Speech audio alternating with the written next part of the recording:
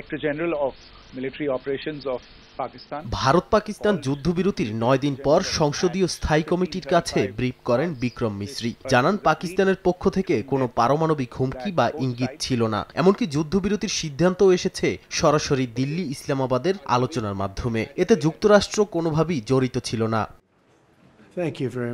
এর আগে মার্কিন প্রেসিডেন্ট ডোনাল্ড ট্রাম্প দাবি করেন দুই দেশের যুদ্ধবিরতির সিদ্ধান্ত হয়েছে মার্কিন মধ্যস্থতায়। ট্রাম্পের এমন দাবির পর বিজেপির বিরোধীরা প্রশ্ন তোলেন, যুদ্ধে ভারত কি কূটনৈতিকভাবে একঘরে হয়ে পড়েছে? এর আগে কংগ্রেস, তৃণমূল, এআইএমআইএম সহ বিভিন্ন দলের সদস্যদের অংশগ্রহণে কংগ্রেস নেতা রাহুল গান্ধীর প্রশ্ন ছিল, পেহেলগামে ২৬ জন নিহতের ঘটনার অভিযুক্তরা কোথায়? কূটনৈতিকভাবে পাকিস্তানকে কোণঠাসা করতে ভারত কি পদক্ষেপ নিচ্ছে? এদিকে পাকিস্তানকে কোনো আগাম তথ্য দেয়া ছাড়াই অপারেশন সিঁদুর শুরু হয়েছিল বলে জানান মিশ্রি। এ নিয়ে কংগ্রেস নেতারা প্রশ্ন তোলেন, তাহলে পররাষ্ট্রমন্ত্রী জয়শঙ্কর কেন বলেছেন ভারত পাকিস্তানকে জানিয়ে সন্ত্রাসীদের ঘাঁটি লক্ষ্য বানিয়েছিল?